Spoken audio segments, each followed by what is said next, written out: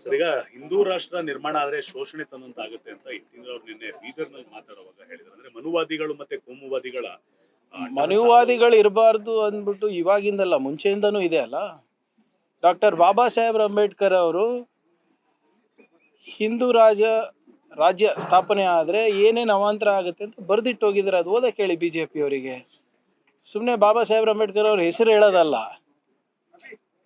ಅವರು ಈ ಜಾತಿ ವ್ಯವಸ್ಥೆಯಿಂದ ಎಷ್ಟು ಆಘಾತ ಆಗುತ್ತೆ ರಾಷ್ಟ್ರಕ್ಕೆ ಅಂದ್ಬಿಟ್ಟು ಭಾಳ ಸ್ಪಷ್ಟವಾಗಿ ಕಾನ್ಸ್ಟಿಟ್ಯೂಂಟ್ ಅಸೆಂಬ್ಲಿನಲ್ಲೂ ಹೇಳಿದ್ದಾರೆ, ಅವರ ಪುಸ್ತಕಗಳಲ್ಲೂ ಕೂಡ ಬರೆದಿದ್ದಾರೆ. ಅದೆಲ್ಲನೂ BJP ಅವರು ಓದಲ್ಲ, ಬರೀ ಮನುಸ್ಮೃತಿ ಓದ್ತಾರೆ. ಅದಕ್ಕೆ ಅವರಿಗೆ ಅದು ಚೆನ್ನಾಗಿ ಅನಿಸುತ್ತೆ. ಅನೈಲೇಷನ್ ಆಫ್ ಕಾಸ್ಟ್ ಓದಿ, ಬಾಬಾ ಸಾಹೇಬ್ ಅಂಬೇಡ್ಕರ್ ಅವರು ರಿಡಲ್ಸ್ ಆಫ್ ಹಿಂದೂಯಿಸಮ್ ಓದಿ, ಎಲ್ಲನೂ ಬರೆದಿದೆ. ನೋಡಿ, ಹಿಂದೂಯಿಸಮು ಅಥವಾ ಸನಾತನ ಧರ್ಮ ಸಾವಿರಾರು ವರ್ಷದಿಂದ ಉಳ್ಕೊಂಡು ಬಂದಿದೆ. ಈ ಸಾವರ್ಕರ್ ಅವರು ಹಿಂದುತ್ವವನ್ನು ಹುಟ್ಟಿಸಿದ್ದು. There was no concept of Hindutva even 100 years back. Hinduism ಇತ್ತು, ಸನಾತನ ಧರ್ಮ ಇದೆ. ಇವರೇನೋ 3000 ವರ್ಷದ ಇತಿಹಾಸದ ಧರ್ಮವನ್ನು ಇವ್ರು ಕಾಪಾಡೋಕ್ಕೆ ಇವಾಗ 100 ವರ್ಷದ ಸಂಘಟನೆಗಳು ಹೊರಟಿವೆ ಅಷ್ಟೇ. ಜಾತಿ ವ್ಯವಸ್ಥೆ ಇರಬಾರ್ದು ಅಂದ್ಬಿಟ್ಟೆ ತಾನೇ ಇವತ್ತು ಬಾಬಾ ಸಾಹೇಬ್ ಅಂಬೇಡ್ಕರ್ ಇರ್ಬೋದು, ನಮ್ಮ ನಾರಾಯಣ ಗುರು ಅವ್ರು ಇರ್ಬೋದು, ಬಸವಣ್ಣನವ್ರು ಇರ್ಬೋದು, ನಿಮ್ಮ ಸಿಖ್ ಗುರುಗಳಿರ್ಬೋದು, ಇವೆಲ್ಲ ಜೈನ್ ಗುರುಗಳಿರ್ಬೋದು, ಇವೆಲ್ಲ ಈ ಬೇರೆ ಬೇರೆ ಧರ್ಮಗಳಿಗೆ ಯಾಕೆ ಹುಟ್ಟಿದ್ದು? ಯಾಕಂದರೆ ಇರುವಂಥ ವ್ಯವಸ್ಥೆನಲ್ಲಿ ಸಾಮಾಜಿಕ ನ್ಯಾಯ, ಸ್ವಾಭಿಮಾನದ ಬದುಕು ಸಿಗ್ತಾ ಇರಲಿಲ್ಲ ಅಂತ ತಾನೆ. ಸಂವಿಧಾನದಲ್ಲಿ ಏನಿದೆ? ಈಕ್ವಾಲಿಟಿ, ಸಾಮಾಜಿಕ, ಆರ್ಥಿಕ ಹಾಗೂ ಒಂದು ಸ್ವಾಭಿಮಾನದ ಬದುಕು ಕೊಡುವಂಥದ್ದು ಸಂವಿಧಾನದಲ್ಲಿದೆ. ಆ ಆಶಯಗಳನ್ನು ನಾವು ಸ್ಥಾಪನೆ ಮಾಡಬೇಕು ಅಂತ ಎಲ್ಲರದು ಆಶಯ ಅದೇ. ಬುದ್ಧನೂ ಅದೇ ಹೇಳಿದ್ದು, ಬಾಬಾ ಸಾಹೇಬರು ಅದೇ ಹೇಳಿದ್ದು, ಬಸವಣ್ಣನವರು ಅದೇ ಹೇಳಿದ್ದು. ಸರ್, ನಾಗೇಂದ್ರ ಅವರಿಗೆ ಸಚಿವ ಸ್ಥಾನ ಕೊಟ್ಟಿರೋದಕ್ಕೆ ಬಿಜೆಪಿ ವಿರೋಧ ಮಾಡ್ತೀವಿ. ಸದನ ಒಂದು ಕೆಲಸ ಮಾಡಕ್ಕೆ ಹೇಳಿ ಸರ್, ಅಶೋಕ್ ಅವರಿಗೆ ವಿಜೇಂದ್ರ ಅವರಿಗೆ ಒಂದು ಪಟ್ಟಿ ಕೊಡಕ್ಕೆ ಹೇಳಿ, ಯಾರು ಮಾಡಬೇಕು ಅಂತ. ಅವ್ರಿಗೆ ಕೇಳಿ ಮಾಡ್ಬೇಕಾ ನಾವು? ಅವರಿಗೆ ಕೊಟ್ಬಿಡಿ, ಅವರೇ ಒಂದು ಪಟ್ಟಿ ಮಾಡಿ, ಕ್ಯಾಬಿನೆಟ್ ಯಾರು ಆಗಬೇಕು, ಕೌನ್ಸಿಲ್ ಮೆಂಬರ್ ಯಾರು, ಚೇರ್ಮನ್ ಯಾರಾಗಬೇಕು, ನಮ್ಮದು CLP ಫ್ಲೋರ್ ಲೀಡರ್ ಯಾರಾಗಬೇಕು, ನಮ್ಮ ಪದಾಧಿಕಾರಿಗಳು ಯಾರಾಗಬೇಕು, ಅವರೇ ಕೊಟ್ಬಿಡ್ಲಿ.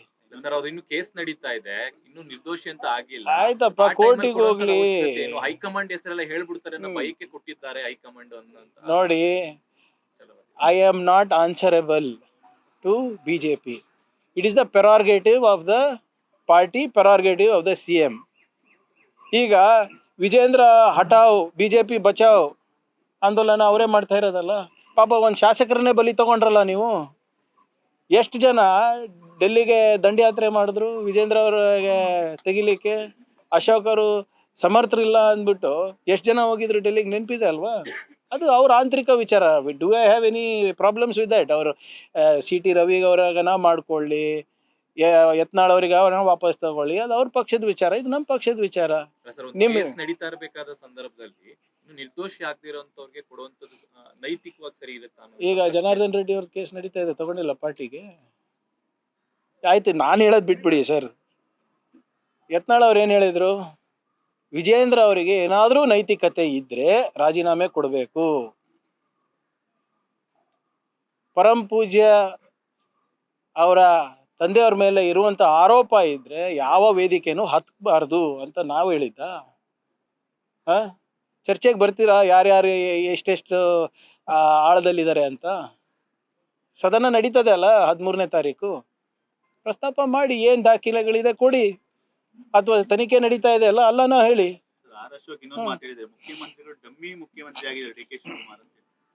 ಅವ್ರು ಹೇಳಿದ್ರೆ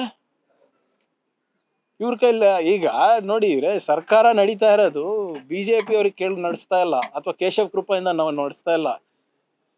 ಈಗ ನಿಮ್ಗೆಲ್ಲರಿಗೂ ಗೊತ್ತಿದೆ, ಅಶೋಕ್ ಅವರೇ ಹೇಳಿದಲ್ವಾ, ಒಬ್ಬ ಯಾವನ RSS ನಲ್ಲಿ ಕುತ್ಕೊಂತಾನಂತಲ್ಲ, ಚೀಟಿ ಬರ್ಕೊಡ್ತಾ ಇರ್ತಾನೆ, ಏನು ಹೇಳಿರ್ತಾರೆ ಏನು ಹೇಳಿಲ್ಲ, ಮತ್ತು ಅವ್ರು ಹೇಳಿದ್ದನ್ನು ಸರಿಯಾಗಿ ಅಲ್ಲಿ ಸದನದಲ್ಲಿ ಹೇಳಿದಾರ ಇಲ್ಲ, ರಿಪೀಟ್ ಮಾಡಿದಾರ ಇಲ್ಲ, ಒಂದು ಮಾರ್ಕ್ ಶೀಟ್ ಇದೆ ಅಂತಲ್ಲ, ಅವ್ರು ತಾನೇ ಹೇಳಿದ್ದು. ಅಂಥದ್ದು ಇಲ್ಲಿಲ್ಲಪ್ಪ, ಅವರಲ್ಲಿದೆ. They are controlled by RSS. ನಿಮ್ಗೆ ನೆನಪಿದ್ಯಾ? ಹಿಂದಿನ ನಾವು ವಿರೋಧ ಪಕ್ಷದಲ್ಲಿದ್ದಾಗ RSS ಕೈಗೊಂಬೆ ಅಂತ ಘೋಷಣೆ ಕೂಗಿದ ತಕ್ಷಣ ಏನು ಮಾಡ್ತಾಯಿದ್ರು, ಸದನವನ್ನು ಮುಗಿಸ್ತಾ ಇದ್ರು. ಯಾಕೆ? ಅಲ್ಲಿ ಕೆಟ್ಟ ಮೆಸೇಜ್ ಹೋಗಬಾರ್ದು ಅವರ ಪೊಲಿಟಿಕಲ್ ಮಾಸ್ಟರ್ಸಿಗೆ ಅಂತ. ಈಗಲೂ ಕೂಡ RSS ಅಂದರೆ ಯಾರ ಮೈ ಮೇಲೆ ಬೀಳ್ತಾರೆ? BJP ಅವ್ರು ಬೀಳ್ತಾರೆ. ಯಾರು ಆಳು ಮಕ್ಕಳು ಅವ್ರಿಗೆ ಗೊತ್ತಿದೆ. ಸರ್ ಅಶ್ವಥ್ ನಾರಾಯಣ ಅವರ ಕಚೇರಿ ಮೇಲೆಲ್ಲ ಪೋಸ್ಟರ್ ಅಂಟಿಸಿದೆ ಯೂತ್ ಕಾಂಗ್ರೆಸ್ ಅವರು. ಏನಂತ? RSS ಮತ್ತು ಮೋದಿ ವಿರುದ್ಧ ಸಿಂಧಿಗಳನ್ನ ಹೊಡಿಸಿದ್ದೆ ಮೋದಿ ಈಗ ಪೋಸ್ಟರ್ ವಾರ್ ಅಲ್ಲ. ನಿಮ್ಗೆ ಗೊತ್ತಿರೋ ಹಾಗೆ ಜಂತರ್ ಮಂತರ್ನಲ್ಲಿ ಸಾವಿರಾರು ಮಕ್ಕಳ ಮೇಲೆ ಲಾಠಿ ಚಾರ್ಜ್ ಆಗಿದ್ದು, ಪೆಲೆಟ್ ಗನ್ಸ್ ಅನ್ನು ಉಪಯೋಗ ಮಾಡಿದ ನಿಜ. ಸುಪ್ರೀಂ ಕೋರ್ಟ್ನಲ್ಲಿ ನಿನ್ನೆ ವಾದ ನಡೀತಾ ಇದೆ. ಹೇಗಿದಾಯಿತು, ಯಾಕಿದಾಯಿತು, ಸ್ಟ್ಯಾಂಡರ್ಡ್ ಆಪರೇಟಿಂಗ್ ಪ್ರೊಸೀಜರ್ಸ್ನಲ್ಲಿ ಇದು ಬರುತ್ತಾ ಅಂತ ಕೇಳಿದಾಗ ಸರ್ಕಾರಿ ವಕೀಲರು ಬರೋದಿಲ್ಲ ಅಂತ ಕೇಳಿದ್ರು. ಮತ್ತು ಯಾರು ಆರ್ಡರ್ ಕೊಟ್ರಿ ಇದಕ್ಕೆ? ಮತ್ತು ಅದಕ್ಕೆ ಉತ್ತರ ಬೇಡವಾ? ಮೋದಿಯವ್ರು ಎಲ್ಲಿದ್ದಾರೆ? ಶಾ ಅವ್ರು ಎಲ್ಲಿದ್ದಾರೆ? ಇನ್ಸ್ಟಾಗ್ರಾಮ್ ರೀಲಿಗೆ ಬರಲಿಕ್ಕೆ ಅವರಿಗೆ ಪುರ್ಸೋತಿದೆ, ಪಾರ್ಲಿಮೆಂಟಿಗೆ ಬಂದು ಅವರಿಗೆ ಮಾತಾಡಿಗೆ ಪುರ್ಸೋತಿಲ್ವಾ? ಈಗ ಡೆಲ್ಲಿ ಪೊಲೀಸು ಯಾರು ಅಂಡರ್ ಬರ್ತಾರೆ? ಅಮಿತ್ ಶಾ ಅವರ ಅಂಡರ್ ಬರ್ತಾರೆ, ಕೇಂದ್ರ ಸರ್ಕಾರದ ಕೆಳಗೆ ಬರ್ತಾರೆ. ಪಾರ್ಲಿಮೆಂಟ್ ಗೇಟನ್ನು ಲಾಕ್ ಮಾಡುವ ಪರಿಸ್ಥಿತಿ ಬಂತು, ಲಕ್ಷಾಂತರ ಜನ ಯುವಕರ ಮೇಲೆ ಹಲ್ಲೆ ಮಾಡುವ ಪರಿಸ್ಥಿತಿ ಬಂತು, ಪೆಲೆಟ್ ಗನ್ನನ್ನು ಯೂಸ್ ಮಾಡಿದ್ರಿ, ಬಿಹಾರ್ನಲ್ಲಿ AK-47 ಮಕ್ಕಳಿಗೆ ತೋರಿಸಿದ್ರಿ. ಯಾಕಾಯಿತು, ಏನಾಯಿತು ಅಂತ ಕೇಳಬಾರ್ದ ನಾವು? Isn't it a fact that the students were beaten? Poster ಅಂಟಿಸೋದೆಲ್ಲ ಸರಿನಾ ಅನ್ನುವಂತ ಚರ್ಚೆಗಳು ಸರ್. ಅವ್ರ ಕಚೇರಿ ಹತ್ರ ಹೋಗಿ ಕೇಳೋದ್ರಲ್ಲಿ ತಪ್ಪಿಲ್ಲ, ಕೇಳ್ಬೋದು. ಈಗ ಅವ್ರ ಮನೆ ಮುಂದೆ ಅಂಟಿಸಿದ್ರೆ ಅದು ನಾನು ಖಂಡಿಸ್ತೀನಿ. ಕಚೇರಿ, ಈಗ BJP ಕಚೇರಿನಲ್ಲಿ ಅವ್ರು ಬಂದು ಅಂಟಿಸಲ್ವೇನ್ರಿ ನಮ್ಮ ಮುಂದೆ? ಈಗ ಮೊನ್ನೆ ತಾನೇ ನಮ್ಮ ಕಚೇರಿ ಮುಂದೆ ಪ್ರೊಟೆಸ್ಟ್ ಮಾಡಬೇಕಾಗಿತ್ತಲ್ಲ, ಬಂದಿದ್ರಲ್ಲ 2 ಬಸ್ ತಗೊಂಡು BJP ಅವರು. ಅವಾಗ ನೀವು ಕರೆಕ್ಟಾಗಿದ್ದು ನಾವು ಸರಿ ಇಲ್ಲ ಅಂತ ಹೇಳಿದ್ರೆ ಓಕೆ, ನೀವೇ ಪ್ರಾರಂಭ ಮಾಡಿಬಿಟ್ಟು ಉತ್ತರ ನಮಗೆ ಕೇಳ್ತಿರಲ್ಲ. ಆಯಿತು, ಪೋಸ್ಟರ್ ಅಂಟಿಸಿದ್ದು ತಪ್ಪು, done, I will take it. ಅವ್ರು ಮಾಡಿದ್ದು ಕರೆಕ್ಟಾ? ಯಾವುದು? ಮಕ್ಕಳ ಮೇಲೆ ಪ್ರಹಾರ ಮಾಡಿದ್ದು ಕರೆಕ್ಟಾ? ಲಾಠಿ ಚಾರ್ಜ್ ಮಾಡಿದ್ದು ಕರೆಕ್ಟಾ? ಪೆಲೆಟ್ ಗನ್ ಹಾಕಿದ್ದು ಕರೆಕ್ಟಾ? ನಾವು ಪ್ರಶ್ನೆ ಮಾಡಿದ್ದು ಕರೆಕ್ಟ್ ಅಲ್ವಾ ಅಂತೀರಾ? ಮೋದಿ ಅವರು ಪಾರ್ಲಿಮೆಂಟಿಗೆ ಬಂದು ಉತ್ತರ ಕೊಡೋದು ಕರೆಕ್ಟ್ ಅಲ್ಲ ಅಂತೀರಾ? ಅಮಿತ್ ಶಾ ಅವರಿಗೆ ಪ್ರಶ್ನೆ ಕೇಳೋದು ತಪ್ಪು ಅಂತೀರಾ? ಎಲ್ಲಿದ್ದಾರಪ್ಪ? ಮಿಕ್ಕಿದ ಟೈಮ್ನಲ್ಲೆಲ್ಲ ರಾಜಾರೋಷವಾಗಿ ಮಾತಾಡ್ತಾರೆ. ಯಾವುದು ನಿಮ್ಮ ಎಲೆಕ್ಷನ್ ಇದ್ದರೆ ಎಲ್ಲ ಇಶ್ಯೂಗಳ ಬಗ್ಗೆ ಮಾತಾಡ್ತಾರೆ. ಆದರೆ ಮಕ್ಕಳ ಭವಿಷ್ಯ ಬಂದಾಗ ಯಾಕೆ ಇವರು ತುಟಿಗಳನ್ನು ಹೊಲ್ಕೊಂಡಿದ್ದಾರೆ? ಇವರು ಖಾತೆ ಹಂಚಿಕೆ ಇನ್ನೂ ಆಗದೇ ಇರೋದ್ರ ಹಿನ್ನೆಲೆ ಸರ್, ಈಗ 48 ತಾಸು ಇದೆಯಲ್ಲ, ಹೈಕಮಾಂಡ್ ಖಾತೆ ಕಲ್ಪಿಲ್ವಾ ಅಂತ ಪ್ರಶ್ನೆ ಮಾಡ್ತಾರೆ. ನೋಡಿ, ಈಗ ಅಶೋಕ್ ಇದು ಯಾಕೆ ಎಷ್ಟು ಇಂಪಾರ್ಟೆನ್ಸ್ ಕೊಡ್ತಾ ಇದ್ದಾರೆ BJP ಅವರಿಗೆ? ವಿಪಕ್ಷ ನಾಯಕ ಇಲ್ಲ, ವಿಪಕ್ಷ ನಾಯಕರು ಹೇಳಿ ಕರೆಕ್ಟಾಗಿ, ನೋಡಪ್ಪ ಹಿಂಗೆ ನಮ್ಮ ಹತ್ರ ಪ್ರೂಫ್ ಇದೆ, ಈಗ ಮಾತಾಡಿದ್ರೆ ಓಕೆ. ಬಾಯಿ ಚಪ್ಪಳಕ್ಕೆ ಮಾತಾಡೋಕ್ಕೆಲ್ಲ ನಾವು ರಿಯಾಕ್ಷನ್ ಮಾಡಿದ್ರೆ ಆಯಿತು. ಈಗ ನಾನು ಹೇಳೋದು ಬಿಟ್ಬಿಡಿ, ಮತ್ತೊಮ್ಮೆ ನಿಮ್ಗೆ ನೆನಪಿದೆಯಾ? ಯಡಿಯೂರಪ್ಪ ಅವರು ವೇದಿಕೆಯಲ್ಲಿದ್ದಾಗ ಒಬ್ಬ ಹಿರಿಯ BJP ನಾಯಕರು ಇವ್ರಿಗೇನು ಗೊತ್ತು, ನಾವು ಕಪ್ಪ ಕೊಟ್ಕೊಂಡು ಬಂದಿದ್ದೀವಿ ಅಂತ ಹೇಳಿದ ನಿಮ್ಮ ಮೈಕ್ಗಳೇ ಕ್ಯಾಪ್ಚರ್ ಮಾಡಿದೆ ಅಲ್ವಾ? ನಿಮ್ಮ ವಿಡಿಯೋ ದೃಶ್ಯಾವಳಿನಲ್ಲೇ ಬಂತಲ್ಲ. ಅಲ್ಲಿ ಕಲ್ಚರ್ ಇರೋದು ಸರ್. ಒಬ್ಬ KSRTC ಬಸ್ ಕಂಡಕ್ಟರ್ ಹತ್ರ ಎಷ್ಟೊಂದು ಆಸ್ತಿ ಇದೆ ಅಂತಲ್ಲ, ಹೇಗೆ ಬಂತು ಅಂತ ಯತ್ನಾಳ್ ಅವ್ರು ಹೇಳ್ತಾರೆ ಕೇಳಿ. KPSC ಚೇರ್ಮನಿಗೆ 100 ಕೋಟಿ ಕಲೆಕ್ಷನ್ ಮಾಡಿದ್ರಂತಲ್ಲ, ಅವ್ರು ಹೇಳ್ತಾ ಇರೋದು, ಇದು ನಾವಲ್ಲ. ನನಗೆ ವಿಚಿತ್ರ ಇದೆ ಅನಿಸ್ತಾ ಇದೆ ಸರ್. ನೀವು ದಯವಿಟ್ಟು ಅವ್ರು ಹೇಳೋದನ್ನ ನನಗೆ ಕೇಳ್ತೀರಾ? ಓಕೆ, ವಿರೋಧ ಪಕ್ಷದ ನಾಯಕರಿಗೆ ಗೌರವ ಕೊಟ್ಟು ನನ್ನ ಅಲ್ಪಜ್ಞಾನ ಏನಿದೆ ಅದನ್ನು ಉಪಯೋಗ ಮಾಡಿ ಏನೋ ಉತ್ತರ ಕೊಡ್ತೀನಿ. ಅವ್ರ ಪಾರ್ಟಿದವ್ರು ಅವ್ರ ಪಾರ್ಟಿ ಬಗ್ಗೆ ಮಾತಾಡಿದಾಗ ಅವ್ರಿಗೆ ಯಾಕೆ ಕೇಳಲ್ಲ ನೀವು? ಎಲ್ಲಿ ಕೇಳಿದ್ದೀರಾ? ಒಂದು ತೋರಿಸ್ಬಿಡಿ. ನಂದು ನೀವು ತೋರಿಸ್ಬಿಡಿ ನನಗೆ ಒಂದ್ಸರಿ. ನೀವು ಯಾವ್ದೇ ಕೇಳಿದಿರೋ ವಿಡಿಯೋ ಬೈಟ್ ಕಳಿಸಿ, ನನಗೆ ಕಳಿಸ್ಕೊಡಿ. ನೀವೆಲ್ಲ 1 2 3 4 5 6 7 8 9 ಇವಾಗ ಇವ್ರಿಲ್ಲ ಈಗ ಮೇನ್ ಸ್ಟ್ರೀಮ್ ನಲ್ಲಿ. ಎಲ್ಲರಿಗೂ ಕಳಿಸ್ಕೊಡಿ. ಜೊತೆಗೆ ತಿಮ್ಮಾಪುರ ಅವರು ಮತ್ತೆ ನಂಜಯ್ಯ ಮಠ ಅವರು ಮಾತಾಡೋ ವೈರಲ್ ಆಗಿದೆ. ಈಗ ನಂಜಯ್ಯ ಮಠ ಅವರು ಮತ್ತೆ RB ತಿಮ್ಮಾಪುರ ಅವರು ಬಹಳ ಸ್ಪಷ್ಟವಾಗಿ ಹೇಳಿದ್ದಾರೆ.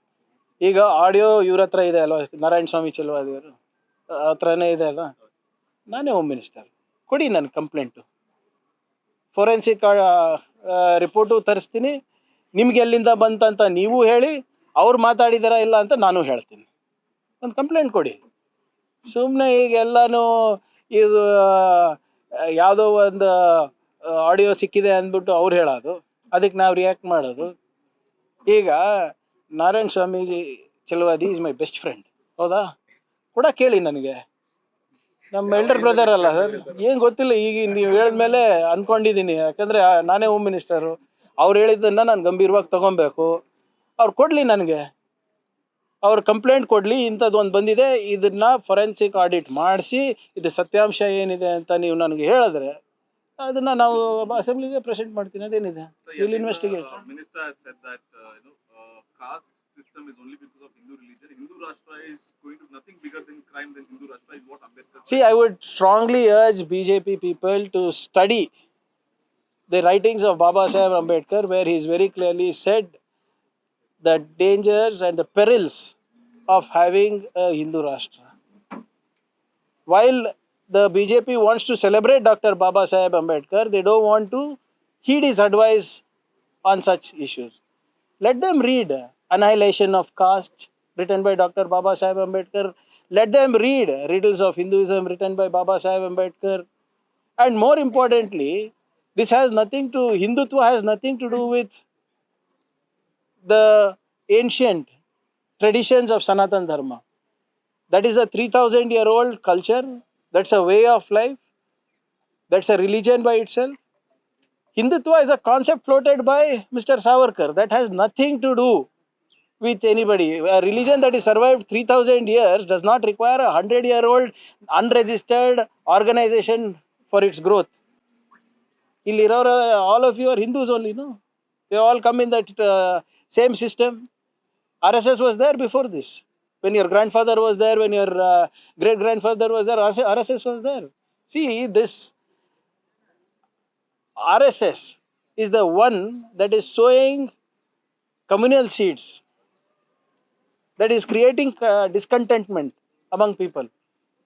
Please listen to the last speech of Dr. Baba Saheb Ambedkar in the Constituent Assembly. He asks the question, who are anti-nationals? And he says that those people are the real anti-nationals who create jealousy and animosity between castes, between religion. They are the real anti-nationals because they are the ones who create hurdles and barriers for the economic and social progress of the country. And in this situation, who are the ones sowing seeds of communal? Who are the ones sowing communal seeds? It's the RSS and the BJP. So, and the union government wants to place the delimitation bill, and they approached the LOP also yesterday. And LOP See, said very forward clearly, the delimitation bill is to take control of the delimitation commission. Just like how they have taken control over the election commission, that is the exact way they want to do with the delimitation bill. They want to redraw boundaries based on demography, based on communities, based on religion. And you have seen that happen in Assam. Thank you.